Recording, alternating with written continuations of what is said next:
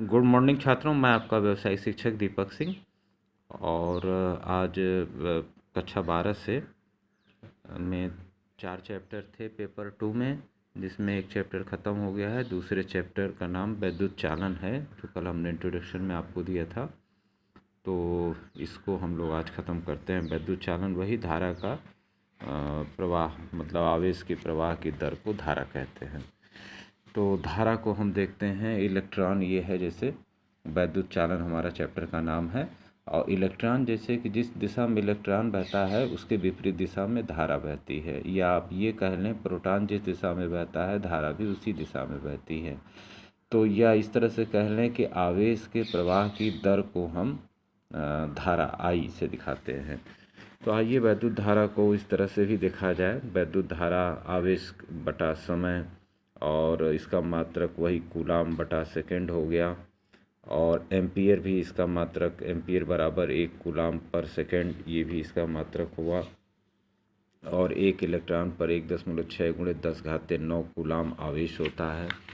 एक एक नंबर की सवाल है। वैद्युत धारा एक अदिश धारा है, क्योंकि इसमें दिशा नहीं होती और जिधर चाहे उधर मुड़ जाए। धारा घनत्व तो देखिए पूछता है किसे कहते हैं, तो आई धारा बटा एकांक क्षेत्रफल जिस तार में बह रहा है उसी के अनुपात को हम धारा घनत्व कहते हैं। तो एम्पियर बटा मीटर इसका मात्रक भी हो जाएगा।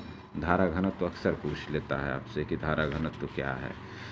दूसरा अगर हम देखें तो इसमें इम्पॉर्टेंट है फैराडे का वैद्युत अपघटन नियम। तो फैराडे साहब ने 2 नियम दिए थे, जिसमें एक इन्होंने कहा कि अगर कोई इलेक्ट्रोड, मान लीजिए आप बैटरी में हैं, बैटरी आपके पास है, तो उसमें इलेक्ट्रोड लगा होगा, तो उसके ऊपर जो जब धारा बहेगी तो उसके अंदर जो कुल मुक्त पदार्थ का द्रव्यमान होगा, जो उस इलेक्ट्रोड का यम जिसे हम कहें, तो वैद्युत आवेश में जो प्रवाहित होने वाली कुल आवेश की मात्रा है उसके अनुक्रमानुपाती होगा। यही फैराडे साहब ने कहा आपकी बैटरी के ऊपर, M समानुपाते Q। इसको इन्होंने लास्ट में अपना नियतांक लगाया, जिसे विद्युत रासायनिक तुल्यांक कहा, Z। तो M = ZIT। ये आप Q बराबर IT होता ही है, तो ये ZIT, ये आपका फैराडे का पहला नियम हो गया। अब इसी को दूसरा नियम में इन्होंने कहा कि यदि किसी वैद्युत अपघटन विलयन में, मतलब बैटरी में, अगर समान प्रबलता की धारा समान समय के लिए प्रवाहित हो रही है, तो इलेक्ट्रोड जो है आपके उसके लगे हैं पॉजिटिव नेगेटिव वाले, उसमें जो पदार्थ होंगे, कुल मुक्त पदार्थ, जितने पदार्थ उससे मुक्त होंगे, उनके रासायनिक तुल्यांक, यहाँ विद्युत रासायनिक तुल्यांक था, यहाँ रासायनिक तुल्यांक है, वो अनुपात जो है एक दूसरे के अनुक्रमानुपाती होते हैं, अर्थात यम समानुपाते W। रासायनिक तुल्यांक को W से दिखाया, तो M1/W1, M1/W2, M3/W3। ये इन्होंने एक दूसरा नियम दिया। और इसी फैराडे नियतांक में इन्होंने W/Z को फैराडे नियतांक कहा। W आपका रासायनिक तुल्यांक हुआ और विद्युत रासायनिक तुल्यांक Z हुआ। तो अक्सर पूछता है फैराडे नियतांक बताइए या समझाइए, तो वही W/Z को आप समझा देंगे। W क्या है, Z क्या है। उसके बाद आते हैं, हम देखते हैं जो इसके अंदर इम्पॉर्टेंट और है। तो धारा घनत्व तो मैंने आपको बता ही दिया, J = I/A। ये होता है इसका एम्पियर बटा मीटर स्क्वायर। A चूँकि क्षेत्रफल है इसलिए मीटर स्क्वायर होगा। ये इसका मात्रक हो गया। अनुगमन वेग का अक्सर एक फार्मूला पूछ देता है आपका, तो संबंध भी आप यहाँ देख सकते हैं, मैं पेज में दे दूंगा। ये अक्सर सीधे पूछ लेता है फार्मूला, अनुगमन वेग और धारा में संबंध। I = NE/AV/D। ये है VD मुक्त इलेक्ट्रॉनों का अनुगमन वेग है, और इलेक्ट्रॉन का आवेश है, यानी इलेक्ट्रॉनों की संख्या है, A क्षेत्रफल है। तो ये पेज में आपको मैं दे देता हूँ। दूसरा ओम का नियम तो आप लोगों ने हाई स्कूल में पढ़ा होगा कि इस तरह का चित्र भी बनता है कि अगर विभवांतर बढ़ता जाता है तो धारा भी बढ़ती जाती है, अर्थात विभवांतर समानुपाते धारा। यदि किसी चालक की भौतिक अवस्था जैसे ताप और घनत्व में परिवर्तन ना किया जाए, तो उनके दोनों सिरों पर लगाए गए विभवांतर और उसके संगत धारा सदैव अनुपात समानुपाती होती हैं। और इसके लिए नियतांक इन्होंने लिया V/I R। R को इन्होंने कहा प्रतिरोध, मतलब धारा के मार्ग में अवरोध उत्पन्न करने वाला प्रतिरोध। तो R बराबर V/I। अब उसके बाद इसमें एक इम्पॉर्टेंट है कि वैद्युत प्रतिरोध R किसे कहते हैं। R वही है जो धारा के मार्ग में बाधा उत्पन्न करता है, उसे हम प्रतिरोध कहते हैं। इसका मात्रक ओम होता है और यह निर्भर करता है किन बातों पे। तो पहला तो R तार की लंबाई के समानुपाती होता है। दूसरा, R जो होता है वह उस तार के जो एकांक क्षेत्रफल A है उसके विद्युत समानुपाती होता है।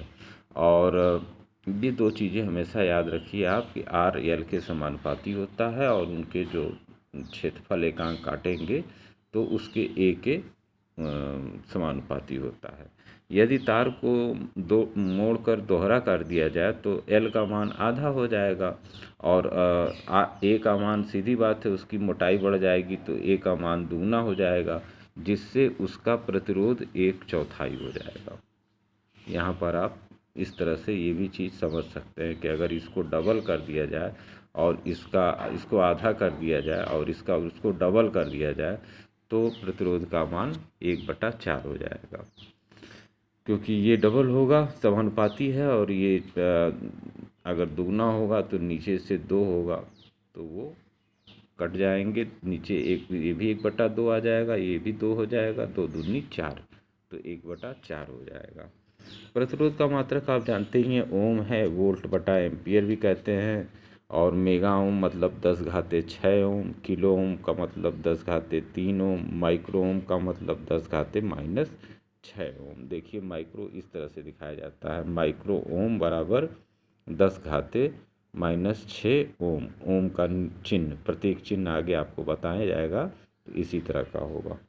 ये प्रतिरोध का हो गया। विशिष्ट प्रतिरोध क्या है या प्रतिरोधकता, दोनों पूछ लेता है। तो सीधे सीधे कह दीजिए आप, विद्युत क्षेत्र की तीव्रता तथा धारा घनत्व के अनुपात को हम विशिष्ट प्रतिरोध कहते हैं। That's all. यहीं पर आपका ख़त्म हो जाता है E/J। अगर आप याद है तो ये सही है। वैद्युत चालकता किसे कहते हैं, तो 1/R कर दीजिए तो उसी को हम वैद्युत चालकता कहते हैं। मात्रक भी R का उल्टा हो जाएगा। अब R का मात्रक ओम है तो चालकता का मात्रक मो हो जाएगा। मो आप इस तरह से दिखाएंगे उल्टा, ओम आप ऐसे दिखाते हैं, मो आप उल्टा दिखाएंगे। तो या इस तरह से भी लिख सकते हैं, ओम घाते -1 या ओम घाते -1, इस तरह से भी दिखा सकते हैं। विशिष्ट चालकता क्या है, विशिष्ट चालकता क्या है, 1 विशिष्ट प्रतिरोध। तो इसको हम दिखाते हैं सिग्मा से। ये सिग्मा आपको दिखाया जा रहा है, सिग्मा से आप इसको 1 विशिष्ट प्रतिरोध कर देंगे तो सिग्मा से इसको आप दिखा देंगे। और इसका विशिष्ट चालकता का मात्रक भी मोह मीटर, मीटर को ऊपर ले गया है तो मोह/मीटर या ओम घाते -1 मीटर घाते -1, ये भी कर सकते हैं। ताप का प्रभाव प्रतिरोध पर क्या पड़ता है, तो लगभग ये जान लीजिए कि प्रतिरोध अथवा धातु की प्रतिरोधकता इसके परम ताप के अनुक्रमानुपाती होती है। तो ताप बढ़ेगा तो प्रतिरोध बढ़ेगा, ये है। और एक क्यूरी ताप आपसे पूछता है। क्यूरी ताप मैंने आपको बताया भी था कि एक निश्चित ताप के बाद बहुत तेज़ी से घटकर शून्य होता है। तो जैसे कि पदार्थों में ताप घटता है, जैसे जैसे इन पदार्थों में, जैसे पारा है आप मान लीजिए, तो प्रतिरोध और ताप के बीच एक असमान अनुभव किया गया, देखा गया। पारा में आपने थर्मामीटर में देखा गया होगा कि जैसे जैसे ताप इनका घटता है तो प्रतिरोध भी धीरे धीरे घटता चला जाता है और निम्न के बाद बहुत तेज़ी से घटकर शून्य हो जाता है। थर्मामीटर में आपने देखा होगा। तो इसी निम्न ताप को क्यूरी ताप कहते हैं और घटना को अति चालकता कहते हैं। तो क्यूरी ताप भी आपकी समझ में आ गया। ओमी परपथ किसे कहते हैं, जो ओम के नियम का पालन करते हैं वो ओमी परपथ कहलाते हैं। जो ओम के नियम का पालन नहीं करते, जैसे टार्च का बल्ब है, डीसी बल्ब है, डायोड है, तो ये जो है इस तरह से दिखाते हैं ग्राफ, तो ये ओम का नियम का पालन नहीं करते, सीधा जाना चाहिए। तो इसलिए इसे अनोमी परिपथ कहा जाता है। ऊर्जा और शक्ति में क्या अंतर है? तो देखिए, ऊर्जा अलग चीज़ है, शक्ति अलग है। ऊर्जा का मात्रक जूल में होता है और शक्ति का मात्रक वाट में होता है। तो आप अगर देखें ऊर्जा डब्लू जो होता है कार्य करने की जो होता है, कार्य को हम किस तरह से दिखाएंगे, तो आप कार्य करने को देख लीजिए कि कार्य बराबर बैटरी में जो कार्य किया जाता है Q इंटू वी, ये आपका जूल, यही कार्य है आपका। मतलब आवेश और वोल्ट का गुणा करेंगे तो ये कार्य होगा आपका। और इसी को अगर हम हीट एनर्जी में ले जाएं तो W कार्य बटा 4.2 अगर हम करते हैं बटा 4.2, तो ये जूल का नियम अक्सर पूछता है, जूल का नियम क्या है? तो H बराबर W बटा 4.2, ये जूल का नियम हो जाता है। दूसरा, विद्युत शक्ति क्या है? तो कार्य करने की दर को W बटा T जूल बटा सेकेंड, इसी को हम कार्य करने की दर को हम शक्ति कहते हैं। तो 1 वाट बराबर 1 जूल बटा सेकेंड। तो इसमें आप W की जगह आप मान रख सकते हैं BI, तो इस तरह से भी करके इसको शार्ट में भी बना सकते हैं। तो ये P बराबर V स्क्वायर बटा R, मतलब जिसमें मान दिया रहा है आप निकाल सकते हैं।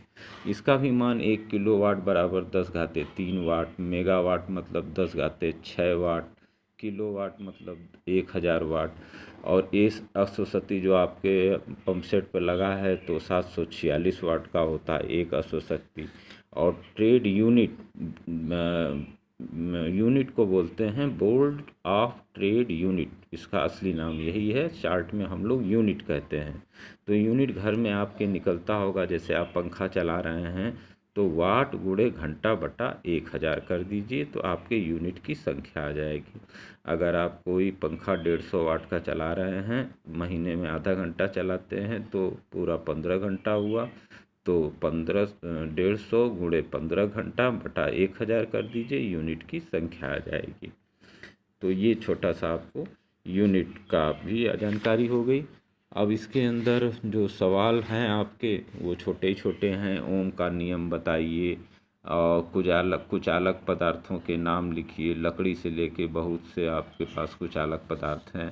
प्रतिरोध क्या है, विशिष्ट प्रतिरोध क्या है, विशिष्ट प्रतिरोध का मात्रक बता दीजिए, विशिष्ट प्रतिरोध को समझा दीजिए। और ये छोटे छोटे सवाल इसके अंदर हैं आपको। छात्रों, वीडियो थोड़ा लंबा हो रहा है इसलिए हम इसको कल आपका जो है 2 पेपर इसके अंदर और हैं। विद्युत तो हो गया 2 पेपर और चुंबकीय प्रेरण, इसी पे आपका ट्रांसफार्मर काम करता है। तो बहुत बहुत धन्यवाद छात्रों आज के लिए, मेनी थैंक्स। पेपर 2 का ये आपका विद्युत आज ख़त्म होता है, कक्षा 11 का भी और 12 का भी, और चुंबक 12 का रह जाएगा, तो पेपर 2 आपका ख़त्म हो जाएगा। उसके बाद अगले हफ्ते से हम लोग कोशिश करेंगे या इसी हफ्ते से पेपर 3 को कक्षा 11 से लेंगे और फिर 12 तक दोनों हो जाएगा। फिर बाद में छोटे छोटे ऑब्जेक्टिव क्वेश्चंस भी बना लेंगे।